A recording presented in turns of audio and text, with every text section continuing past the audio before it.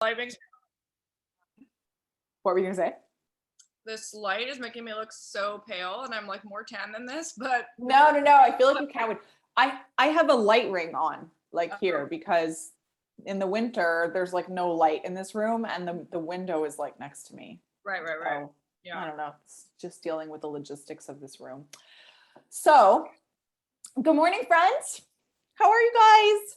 I am here with a holiday, not a holiday drink, but a holiday cup for my birthday, actually, this one that I got at Starbucks today.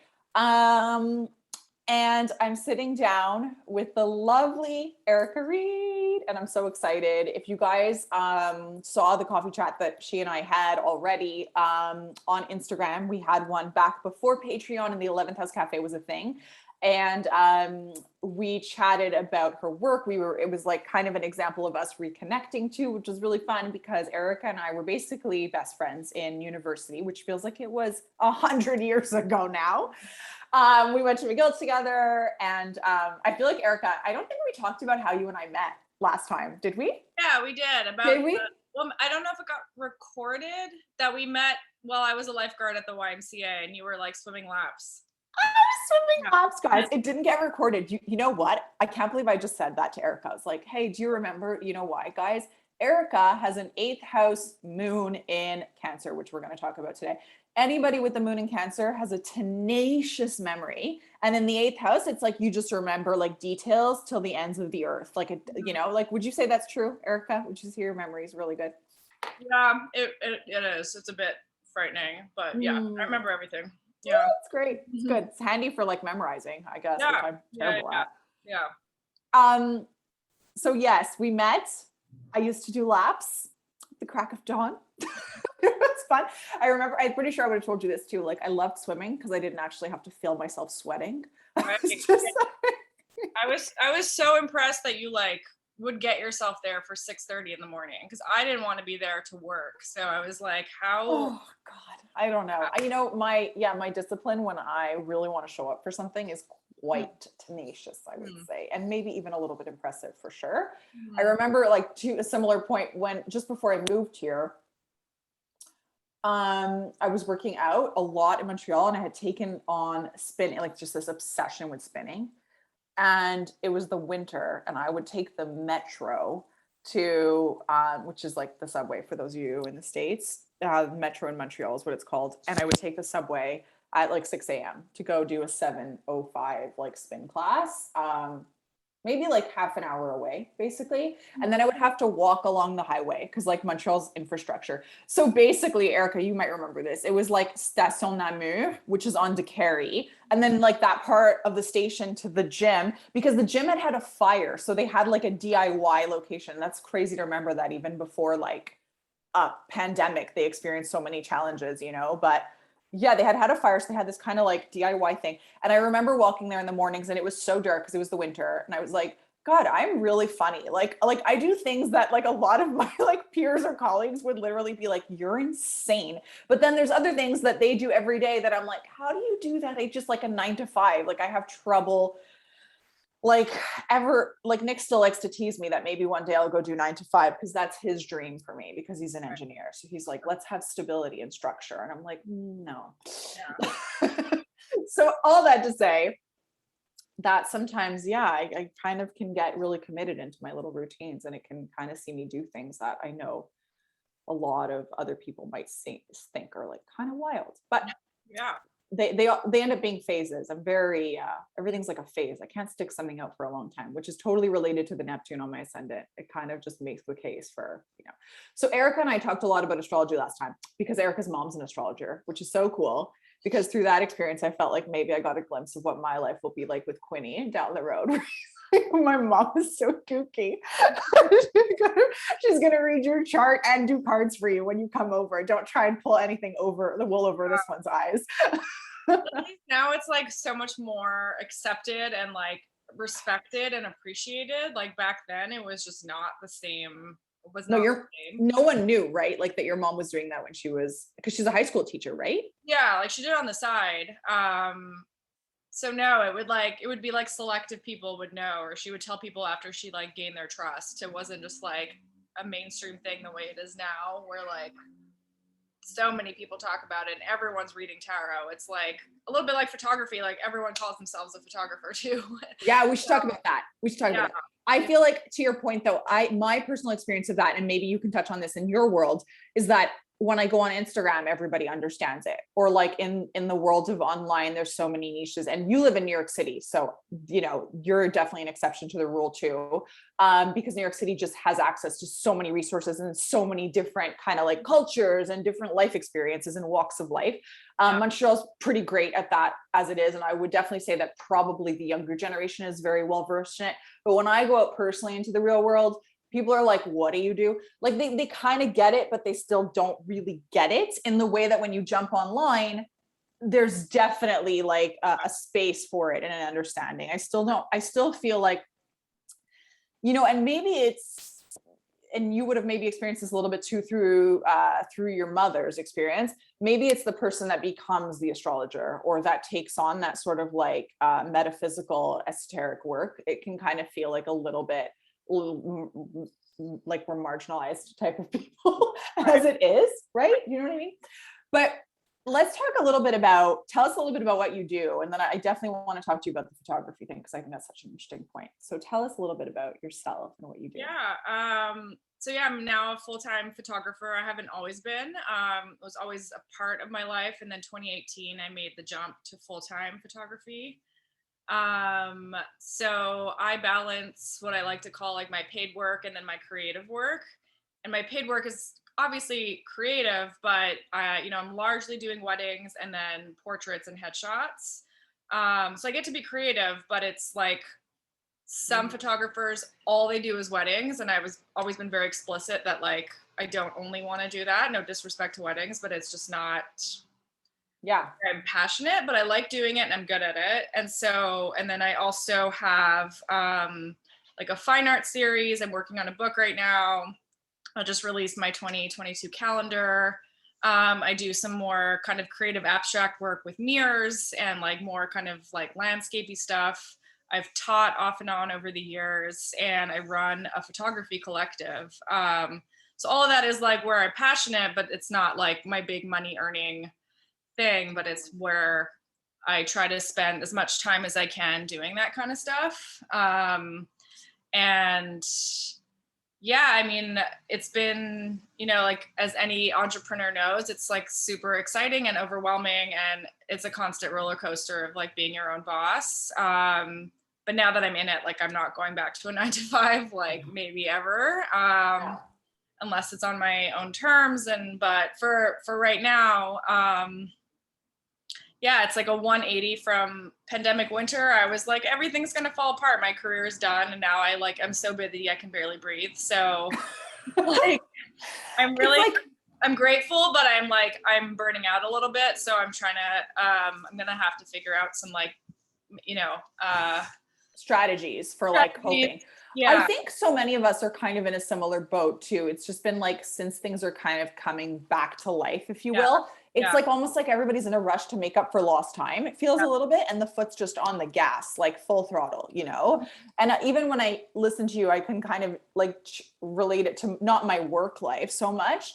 Though consistently there's an uptake, as is the trend with like all spiritual and helpful people just kind of coming into wanting to know a little bit more themselves. It's more with my life with my son and motherhood that I feel like has just been like foot on the gas, you know? So in one way or another of our lives, I feel like we can all kind of relate so much to what you're saying. And I think we need to be looking at like resources for coping and stuff, because it's going to be this interesting transition. That's like, everything's just, we're all just in it, you know? And like, I was kind of joking, not really joking, with a friend recently. I was like, everybody's talking about like the kids of the pandemic. Like, I mean, in my bubble, let's say. But I'm like, what about the parents of the kids of the pandemic? Yeah. You know, like, because a lot of them are juggling work from home, parent, like all of that. It's wild. But tell me a little bit about, I want to talk a little bit about like the jump. I just don't feel like we could ever talk about that enough. Like the jump from, I'm doing this part-time, because there's so much fear, if you will. You know, it's like we're all just human and we're all just normal. It's like, even from my point of view, my fear goes the other way, where it's like, you know, I moved here under these circumstances for Nick's work, and now I'm a mom. So I think when we first moved here, it was probably like what I would have had more space to get like a kind of whatever job I wanted. But the responsibility of Quinny just falls more on my shoulders, I would say, than like on both Nick and I. And so day to day and that sort of thing. And so I think like, oh, like the fear comes in where I'm like, am I gonna have to get a part-time thing? It's like you're never really out of it. You know what I mean? It's kind of like you're saying, you're like, I don't think I'm ever gonna go back to 9 to 5 unless it's on my terms. So were there tools that helped you make that transition and that leap? Like, and what was that experience for you? What was the dialect that you had like in your when you made that decision, and what helped you kind of take the leap? Or was it even scary for you at all? Or were you just like, yeah, It was a few things. So I was in a unique situation where for so long, all my jobs in the US had to be tied to an employer. So I was very restricted in how I could work. because you're Canadian, like at I'm the root. Canadian, Yeah. sorry, I'm on work visas here. And Yeah. then 2050, I had a great full-time job. I'd been in the nonprofit sector pretty much my entire time here since graduating grad school. And it was all amazing work, but it was really burning me out. I mean, it's like low pay, not great benefits, or no benefits, like no health care. I mean, the States is, as I'm sure you guys know, I don't know if the majority of your followers are Canadian, I imagine, but There's a few Americans actually. So, but not like big city Americans. Right. So it's going to be a different experience to New York for sure. But yeah, Right. I mean the States. Yeah. And then I was able to switch visas where I could finally juggle and be my own boss and have part-time work and contract work. And I really was starting to like the freedom of that.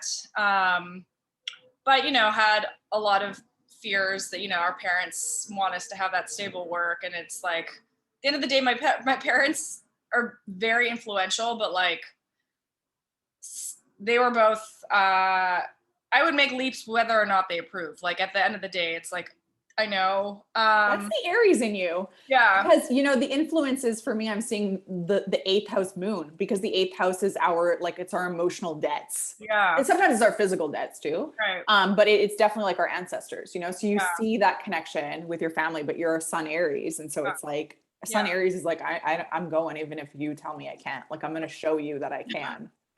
Right? Yeah. And so when my last full-time job ended in 2015, and that was very devastating because they closed an organization that I was working with teenagers. Anyway, I was balancing part-time work and contract work, and that was actually tiring too. It was just too much. Like I was teaching and shooting, and both of those things require so much energy and effort. And it's hard too when you're like emotionally invested in both in different ways, I would think, because one is your passion and a dream at that point, right? And then the other one's like a commitment. Like it's like you feel like you got to, because you're like, I got to earn this living and this is what's gonna, right? Is that kind of? Oh yeah, no, totally.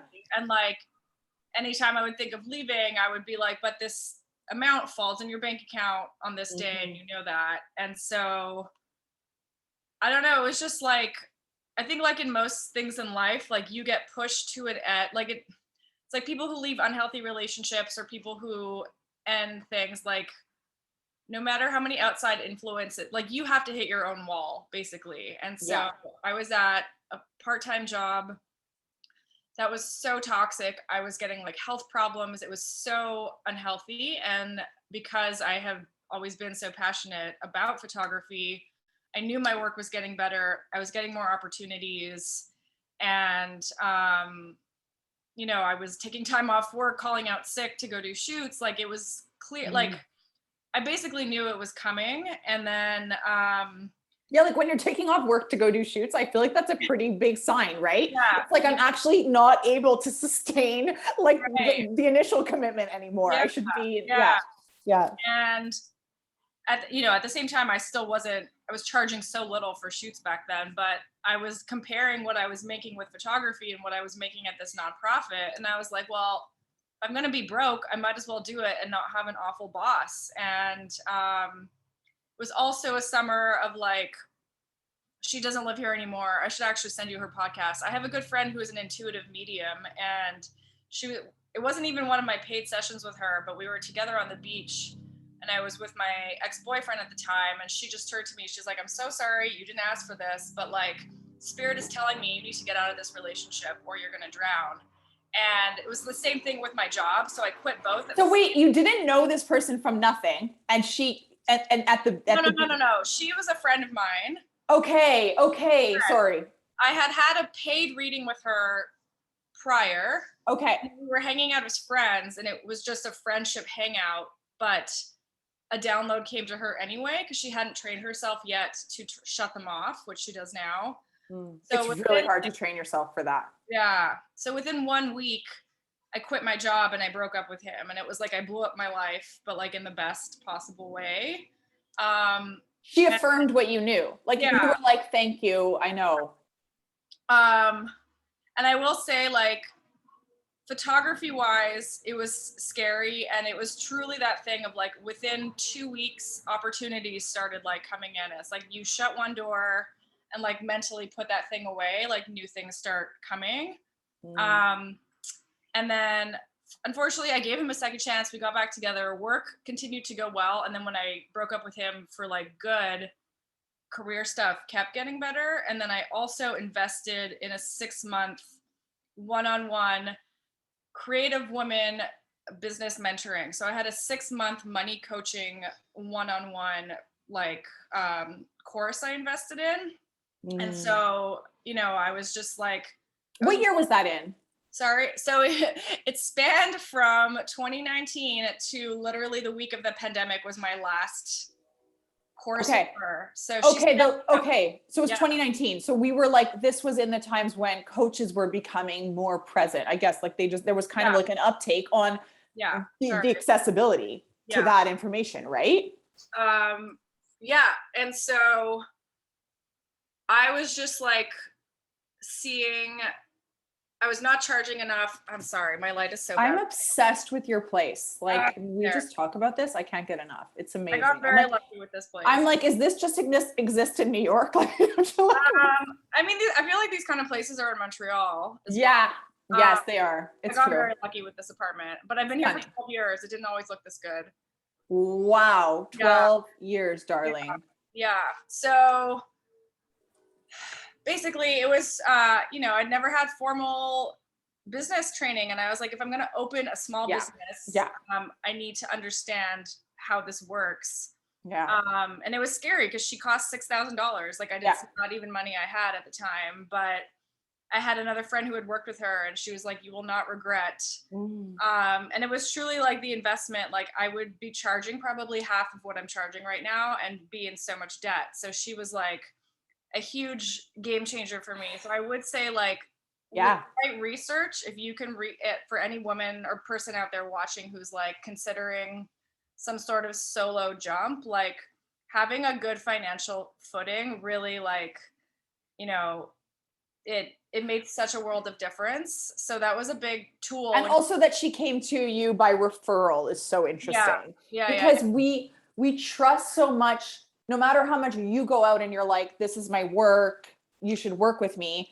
Or I do that and I'm like, guys, like I host this or I can reach hearts. I find like you can't pay for the referral business that you get. Like it's just amazing because it's like if I say to you, Erica, oh my God, I did this amazing thing, you're going to trust me so much more. Just, I mean, it's like a psychological thing, right? You just feel, well, I know Steph, I love Steph's personality and the things. And I, you know, so this seems like a great thing, you know? So I think that that's fantastic that it was on a referral, especially that thought is probably also coming to me, given that I'm in a state of a little bit filtering right now where I'm like, okay, there's a lot online. There's a lot available to us. We're inundated with opportunities.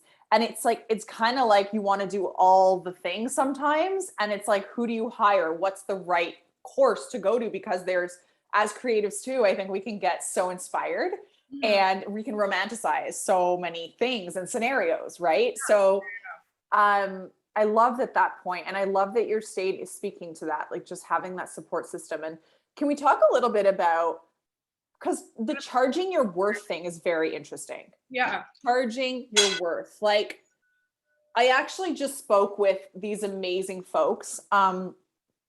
They're called, I feel like you would love them, Amy and James. And Amy is an Instagram influencer or something to that effect. And her Instagram handle is Inspired to Write. Mhm. And they're based in Australia. And she talks a lot about how her whole thing is like, creatives, we need your work, we need your worth. Like, stop undervaluing yourself, because if you undervalue yourself, no one is winning in that equation. It's so important that we recognize our own worth, and that we recondition sort of like these little lies that we've been taught to tell ourselves around what is fair to charge, you know?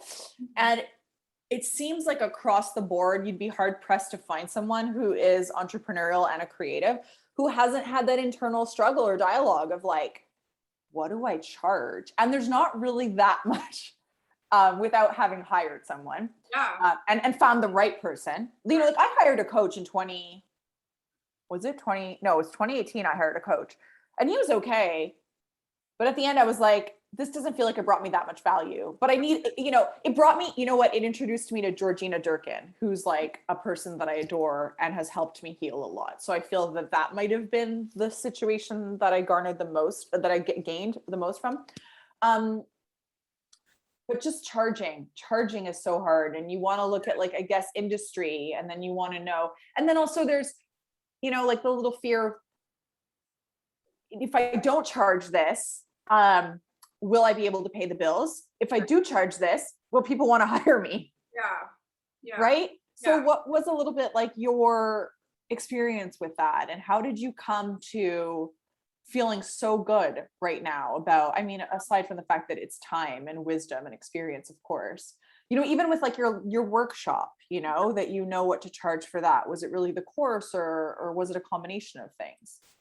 So the workshop, admittedly, I'm not charging very much because it's the first time I've offered it. So I wanted to do, it's more like, that's a bit more of an experiment. But in terms of like shoots and like headshots, portraits, weddings, it's a bit of a combination of like ending up seeing just how much work I was putting in and what I was getting back, and like very quickly realizing like they can sound like big numbers, but when you do the math, like I was like, I'm really not earning a lot of money for how it sounds like, which I'm sure it's the same for astrology. It's like people hear 1 hour, but I had to think about how to communicate. Like you're getting so much more than the 1 hour. It's like my editing time, all the software, camera equipment I'm paying for, the experience I have to know how to shoot, blah, blah, blah, which I know that you realize that. I'm like smiling so much because these are conversations that I have with Nick all the time, where Nick's always like, Bucks, he calls me Bucks. He's like,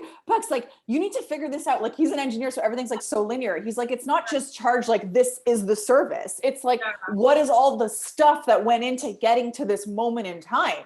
Exactly. And I'm like, why are creatives not taught about that? Like, I find numbers and logic so hard. And I had never really been, even despite having worked many jobs, no one had really taught me about the background of like how they're coming to the numbers of their like sweater that's at this price and what the margin is, and then all the work, you know, that goes into it. So it's really interesting what you're saying. Well, so that's what my coach did. She was a financial coach. So she literally looked at what I charged, and it was like a slap in the face of like, this is what you charge. This is what's going into your bank account. So she was like a numbers person. So that was like, it was so much less about creative.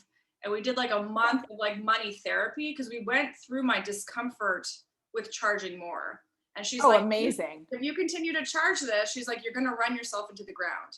And she was very, and like not in a mean way, but she just showed me like, this goes to taxes. This goes to, everything that I paid for to run a business, which is like so much more than I realized, right? Like the number of things I'm paying for, my website, the gallery that I deliver the photos on, all my like camera gear, my business insurance, my rent. So like at the end of the day, like you're getting about a third of what you charge people, which is really not that much money when you think about it. So if it sounds like a lot to say like $400 for a shoot, if I'm only pocketing $150, then you have to do a lot of shooting, right, to make that like a salary. So everything you're saying is like, just, I love it. I'm like receiving it so much love and so much just like understanding, you know, and I totally see your point of view. And I love this coach for having like taught you this and being such a resource for you, because we need this help. Like we genuinely need this help. As many of us as entrepreneurs, first of all, we can't wear all the hats, but we kind of have to wear all the hats at the beginning. And it's impossible for us to be good at all the things. And that beginning doesn't have to be like, there's no time frame on what a beginning looks like. It's until you can start to afford to outsource, like we were just talking about, you know? So like, what happened after you saw that breakdown and then you thought to yourself, okay, but like, because from my point of view, there would have been a fear, you know, like, well, and I've been working through that recently, and now I'm really at a place where I'm just like, I guess you would call it like surrender, and I'm just like, I don't want to sell myself. I just want to show up, and I just want to be Steph, and I just want to like do what I do and trust that like there will be, this is just doesn't feel like a season to promote essentially, and that people will come. But in other times in my life, I have definitely been like aggressively trying to put myself out there, and then being worried that like, are people actually going to come? Are people going to buy? Like, what was that feeling like, or that process for you? And where did you start to see like the light, or feel a little bit like, okay, it was worth investing with that coach and taking the risk on what she suggested that I do? Yeah. I'd say it was like 3 different things. One was like, I had guilt really, because like I came from 10 years of being paid a nonprofit salary. So to suddenly be like, oh, a wedding package is $4,500, that felt like astronomical to me. Like I couldn't even fathom telling people those numbers. So that was one thing, was like the actual emotions. And so I did a big part, and I'm still doing it, and we can go into the Lacey Phillips stuff after, because there's a big money section there. But like I went through like literally the messages my parents told me about money, my own conceptions of money, what it meant. And so part of it was like truly like a therapy to like retrain myself to look at money differently and take the emotion out so that I didn't feel guilty about the numbers. A second thing was like the cold, harsh, like looking at what the industry is charging in New York and where I was. And by the time, without sounding cocky, but just being realistic, I knew I was a better photographer and I was charging less than a lot of my colleagues. And I was like, all right, Erica, your work is actually stronger than some of the people, and they're charging $1,500 more a package than you are. Like, it's time to, so I didn't do a huge jump. I did what was comfortable for me. So it's like, you know, a few $100s every few months. I would slowly raise prices. And I was starting to book. So it was like less scary that way, to be like, okay, this is going to be $50 more. And then in 3 months, I'll raise it another, you know? And so those little incremental changes was also part of it. And then the third thing, which I think we all know, is that I really started to see that people who would like nickel and dime me, or the bargain hunters, were actually my most difficult clients. It was the people who would see my pricing, be like, yeah, you're worth that. And like, I really stopped, like, it was scary because there are months where I would not get booked. It like, that is the real reality of being a freelancer, is like having the stomach to just be like, I might not get hired for like an effing month or 2 and just like coast. But then when this like wave of clients came through who all saw my pricing and not a single one had a problem with it, they're like, yeah, this is reasonable. It was like a light went off. I was like, right, this is what, you know, and you were like, they're the dream client. It's like, it is just a really good fit. So it was really harmonious for you. Yeah. And then like, you know, if there's ever some people who like I absolutely want to work with and they are below my budget, I find ways to be like, well, pay in cash or do a payment plan, or like, I'm not so strict now that I'm not going to, you know, go a bit lower for some people if they really, you know, I really love who they are, or they'd be good clients, or just like, if I have no work that month, I'm not going to like say no to something that's lower budget, because like we do have to pay our bills. But I think I just got to a place where like, yeah, I was just seeing how much work I would put in. And honestly, photography is very emotional. I'm coaching people every time I pick up my camera to be comfortable in front of me. So I'm like making people feel good in their skin. So I'm actually like exhausted after every single shoot. So I was like, yes, I'm giving them like in like a good way, but like I'm not just giving them like a physical. It's so important but it's so important what you're saying, that the work that you do be emotionally fulfilling. Right. Because the moon in the eighth house in Cancer, like I was saying, is a mirror. And in the eighth house, it's going to hold on to so much, which ties a lot into the guilt. Cancer is actually also a money sign because it cares so particularly about financial security. So like it feels really insecure emotionally if it doesn't have that. And so, and also like because you're mirroring to people their potential and their love. And then after you're with them, kind of holding that space for them, as that being your moon sign, you're also taking the reflection of that into you. So it is really draining. And I think it really makes the case for like probably how fulfilled you feel versus how even sick and like physically depleted you felt in situations where it was just toxic and just really, really just not a good situation for you, Yeah. you know? Yeah. What are I'm so curious, like, what are your couples like? What kind of, who are your couples? Like, who are your clients? So I went into the wedding industry, admittedly, like kind of begrudgingly, because I think it's overall kind of a gross industry. Like it's like I agree with you. it's like problematic, blah blah blah. I could go on, but Yeah. with anything with New York, I'm so lucky here because there's like niche communities of everything. Yes. So I found like this very progressive group of colleagues. Like we're like a community of like people who like, you know, we all work with couples who basically like, I mean, a lot of them are not this way, but most of us work with couples who might not see themselves reflected in like the mainstream wedding machine. Mm-hmm. So I really made it a point to market myself as like, I don't like it. I'm not here for stage to be at. Like, it's like, I'm a candid and documentary style photographer and like, nothing stereotypical, no bride culture bullshit. So like I really made it a point to, it's almost like my couples are like people who also don't really care about the wedding industry, but they just love each other and want a great party and a great day, if that's like an easy way to say it. Yeah, I feel like that. I see myself in that. That's like the wedding that I had. Nick and I were like, we had been together for so long and we were like, it needs to be about food and about us. Like I was like, I'm not sacrificing my day for everyone else's charade.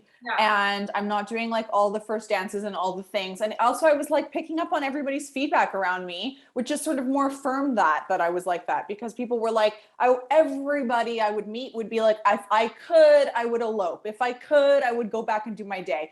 Now, like we're going on 5 years and like a lot has changed in our life. Notwithstanding pandemic, but like, I'm still like, I freaking love my wedding day. Like, and I met one of my best friends there, Sadie, who has a very similar point of view on everything you're speaking to as well. You know, she shot my wedding and she was very candid and we became super close after that. And she just, I was like, I don't want any staged pictures. Like you just go around and be doing like, yeah, it's just, I totally get what you're saying. And I love that those are your clients. And I love that there is that space for, we can get married and it doesn't have to be about the show. Yeah. Yeah. And like, not to say I don't ever get those couples, I do. Cause like, you know, but overall, the longer I've been doing this and like the more my work speaks for itself, like I attract people who like my branding, my personality, and then like, and the work. So like, obviously I give some direction and some poses and prompts, but it's not this like big kind of staged affair that feels like a wedding factory. And yeah, and then like I said, I have a lot of friends in the industry who like are similar, where it's just like, do your wedding your way, not because Pinterest or your mom told you to like follow a certain thing. Not that there's anything wrong with Pinterest, it is helpful, but like, but we're inundated right now with inspiration and it's like, what do you want? And to figure out what you want, you need to be able to move away from that. And I think, you know, just knowing a little bit about you, hearing you speak and, you know, in your work, I mean, and also just seeing your moon in Cancer in the eighth, like you're someone who's very intuitive. So like that intuition is going to be is not something that gets reinforced when we are saturated with inspiration. Like our intuition is something that lives within us and that speaks to us in its own kind of way, you know, and is the ultimate creator for sure.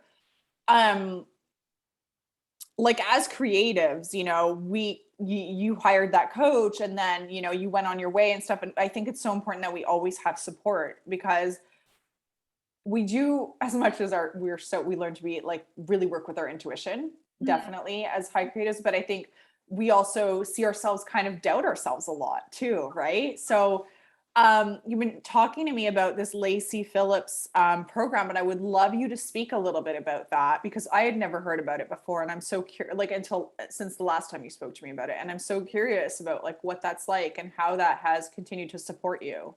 Sure. So I I was struggling, like, I mean, with like everyone, but like some pretty like bad anxiety for a while, like debilitating panic attacks and stuff like that. Mhm. And I what did I do? Oh, I had a reading. So I have another friend. I have two different friends, and not like close friends, but she's a aura reader. So she reads auras, and she also, which I think you would actually like, she does styling. So she like styles your wardrobe according to your aura. Anyway, I did a reading. What color's your aura? It's yellow. Yeah, me Yeah. too. Mine's yellow orange. But apparently it can shift depending on like your vibration in a moment too. But then I think we have like a general aura. Aura, and then there's things that change over Yeah, time. yeah. You know what's going on. Very cool. I was just bringing up something to her in our reading, and she was right away. She's like, "That's your shadow," and I was like, "I'm not sure if I know what you mean by that." She's like, "It's something like, because it's for me, it was a more of my anxiety tends to come from like dating stuff, but she's like, you have some really deep rooted abandonment stuff.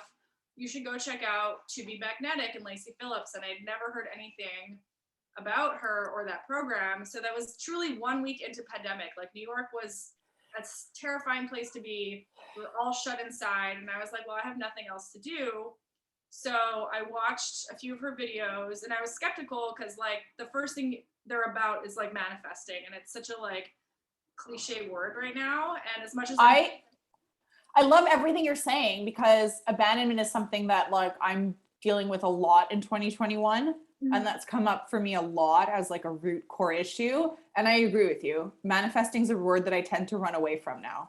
yeah, but what I really liked about the program and what drew me in was that it was not about manifesting like, you know, a trip or like free nails, or like it was not about the superficial. It was more about like, how do you make the life that you want according to your, and like really looking at your self-worth and what you think you deserve. And so I had to look at like, I really dated like awful people for me for like 10 years. And I had to like go through and unpack like, why was I okay with settling with like being treated so poorly for so long?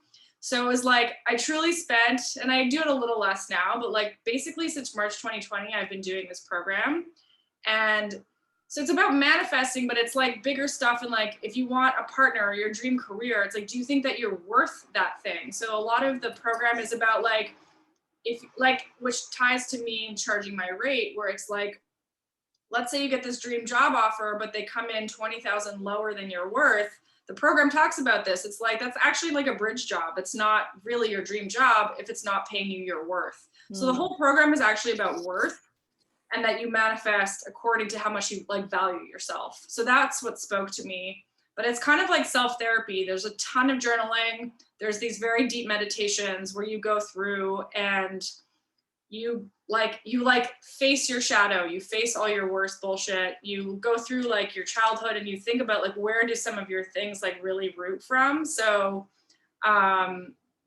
whether it's like the way a teacher talked to you in elementary school and it scars you for life, or like your dad left you, or you and your brother would always fight about X thing, and how it continues to be, it loops in our brain. So the whole program is about like changing that narrative so that you can then manifest like the things that you actually want on a healthier loop. So I'm like selling her program to you, but it's been very, very helpful for me. And I still do the, it's a monthly, like you're like in a dashboard thing, and there's like 10 different chapters. So there's inner child, shadow, money, love, boundaries, and all the different like practices that you can do depending on where you're at in like your journey. So oh my God, I love this. That's such a great description. No, that's so inspiring. And I feel I'm definitely going to check it out, to be honest with you, because I'm actually, to your point on journaling, I'm actually starting to kind of look at how I could bring back journaling into my lifestyle. I think I was taught that like journaling needed to be like a morning thing. And if you couldn't do it in the morning, you just, it's not really worth even getting into. And then I wasn't really too clear on how journaling could help. And also I was like, what are the journaling prompts that I should be doing? Because that's a whole other thing, you know? Like sometimes you can just write just to write, but then sometimes you need the prompt. And because I'm self-aware, sometimes I can see the prompt in my day where I'm like, okay, that happened today. And like, what has that caused me to feel or experience or reflect on, you know? And so, but so journaling now a couple days so far, I'm just like, wow, this is a potential game changer. Because you put so much of your shadow and your subconscious in front of you, right? Yeah. But then it's like a little bit, what do I do next? So Right. I think that program would kind of potentially be really helpful for that sort of thing. The journaling is tied to the meditation. So there's like before questions and after questions. And so they're very directed prompts. It's not just like free write. It's like, That's beautiful. What is the emotion going on for you right now? Like, what is it bringing up in your body? What are the spiraling thoughts? Like, why do you think you deserve this thing? And then you do like whatever meditation you've chosen to do. And then after it's like, okay, what came to you? What memory surfaced?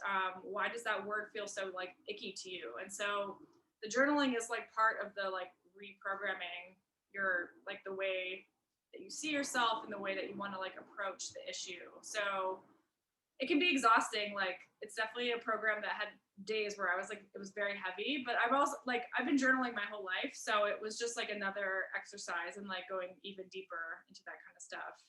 So amazing. I love this. Yeah. I feel like I was saying, I feel like I used to journal so much like Dear Diary with like the diary and then like the log. But I don't know. It's since I think I did it a lot before Quinn. And now like since having Quinn in my life, that's where it becomes, I think it's just a reevaluation that I'm going through of like priorities and like how to not look at it. Like yesterday, I wonder if I put it on. Oh, no, I didn't put it on top. But yesterday I was pulling cards and I was like, okay, the card that I pulled is showing me so clearly how I'm disappointed about what I'm missing out on versus focusing on like what's in front of me. Right. And so lot to think about with that for me. And that's a huge thing too, because it's essentially the root of that is me wanting to like perform and like do something and be somewhere and like prove myself, you know? And the way that we prove ourselves is like the work that we do in the world. And I'm like, but I don't want to like be a mom. That's like not work in the world. Like that's not good enough for me. And then it's like, but why? Like what is really going? It's really like the thing we don't want to do is often the thing that we're like that we've got to face with and that we've got to work through, you know? So it's amazing. Can you tell us a little bit before we wrap up? I just want to know a little bit about like all the amazing things that you're working on right now, because there is a lot going on for you, but it's also really, really exciting. So yeah, I mean, right now I'm working on the book, and that's like the biggest thing. It's your first book. My first book. It's very exciting. It's very overwhelming. It's like in the best way, but it's just like it's a lot. So I'm working on the book. It's coming out in June. So that's a big thing. I will obviously do like some book parties and releases and like I was like, I wish I could come. Yeah, I mean, ideally, maybe at some point I could do something small in Montreal. Like, hopefully, I know the distributor. I believe the book should go to Canada, if I'm not mistaken. So hopefully, it'll be in like Chapters or whatever stores still exist. What was the journey to like get there? It was really hard. I mean, obviously, I have my body of work. Yeah, I've raised a bunch of money on Kickstarter because art and photo publishing books are not the same as like you don't get in advance. You're actually bringing the money forward because printing on fine art paper is so expensive that like publishers just expect artists to fund their own books, unfortunately.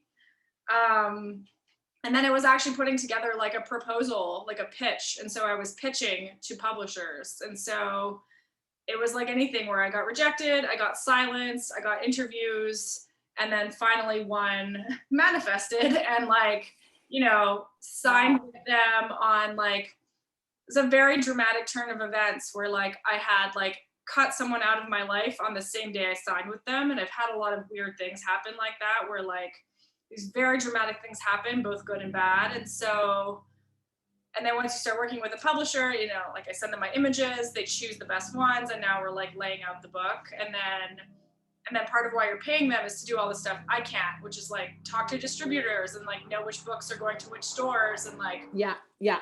doing a press release and all that kind of stuff. So that's really It's exciting. Yeah. exciting. It's so exciting. Yeah. And as an extension of the weddings, or perhaps the weddings are an extension of your work now, you shoot really like you capture lovers in the wild, essentially. Yeah. Um, the space that you photograph them at is a beach near you, right? And that's your primary location. So where I do most of my photography, like not weddings so much, but like the majority, even with the mirrors, like I just spend a ton of time at the beach here, which is like, I know, ironic, but you just, so, and how far is the beach from you? if there was no traffic and I had a car, it's like 30 minutes, but I either get lifts with friends or I take like the subway, and it's like door to door, it's always like a little under an hour. It's like really not that far. It's like, that's great. And you, how did you know the beach was for you? Like, how did you know that was the space? I don't know. I think I've always been a water person, obviously the Cancer and Scorpio. And New York in summer can be like unbearably hot. So I really like being by the ocean. And as I was trying to figure out what I wanted to do photographically, I was just like, Manhattan has just been so shot. Like everyone shoots Manhattan. Like it's just so, for a street photography documentary style, it's just like everyone knows it. And people do shoot the beaches here, but just like not with the same amount. So it felt a little bit still more special and niche that like not quite as many photographers go out there as often as I do. So it always, whenever I see your photos, they're stunning. Like I'm always just blown away with everything that you shoot. And I just feel like you have this way of like, when you're shooting the pictures, it's almost like it's either you alone at the beach. It feels like it's just like, it becomes like one with you, or, you know, it's just your couple that's existing. There's like no one else there. It's magic. It's so amazing to witness that. And I just think it speaks so much to your depths and how like that space just called you in, you know, and just kind of kept you like coming back and coming back. And also the fact now that you're going to have like, you know, this sort of like published stamp of like approval that, you know, this body of work was really like meant to be. Yeah. You know? Thank you. Yeah, I'm so excited for you. Like, congratulations on everything. Your Kickstarter's over, right? So we don't support you that way. But how can we support your work? I mean, or check you out? Yeah, I mean, the easiest way to find out about everything happening is Instagram, because I'm always on there. So just my name, Erica Reade Images. So I'm always sharing updates, like all the things I'm selling and like events and stuff like that. And then I'll obviously do like such a big announcement when the book is actually out in stores. And like, that is where I'm really like gonna psych myself up for like, it's very rare that a first edition of a photography book sells out. And I'm like putting that on my like big manifestation. Like, I'm gonna sell out my first edition and I want it in the New York Times. And I'm like, those two things are going to happen in 2022. I don't know how. So if people didn't support my Kickstarter and they go buy books, that will obviously help. And the hope is that the distributor then like, they see it does well, then hopefully it gets picked up and goes to like Europe or South America or something like that. So like, I'm really thinking like as big as possible, which is terrifying, but like, that's going to be the big push, is like, I don't want to just sell like 100 copies. Like I want, the first run is 1,000. And so, and I also feel like that's the only way to do it. Like you're in it, just go full force, you know, like just put it all out there. And I'm totally rooting for you. Like that would just be so amazing to witness. I'm so excited for you. This is a huge deal. I do feel like 2022 is going to be good though. And you know what? Jupiter, which is very expansive, is moving into Pisces. And that's a fantastic thing. It's a fantastic thing because it's like, there's no limit to the abundance and our growth as well. Like the potential for our growth and spiritual awakening and just inspiring others. Jupiter also runs publishing, and Pisces just doesn't have a boundary. So, you know, to the ends of the earth and beyond, I feel for you. I'm so excited for you, hon. Thank you. Thank you so much for being here. So we're all going to go check you out on Instagram and support your work. Erica posts beautiful pictures on her stories. Like it's really just a treat, to be honest, every day to see what you're sharing and just to see you out there doing what you love and inspiring couples with your photography talent, as well as like just being inspired by your subjects and stuff. So I'm wishing you so much success, and I have so much gratitude and love for you being here today with all your beautiful plant babies behind you that I feel are bringing so much love to this conversation. Sorry, I was eating toast and I'm like not even like properly dressed, but it's been such a day already. So I love it. I love it. I was like telling Erica, I'm like, just come as you are. We want to see it all just super candid. It just makes everything feel that much more real and authentic, which is exactly the goal of this. And so, and all the Scorpio vibes. I mean, we do authentic very well, you and I. So I wish you a beautiful day, loves. Connect with us in Discord and on Instagram if you have any questions, if you want to continue the conversation, and I will catch you guys later. Bye, loves. bye.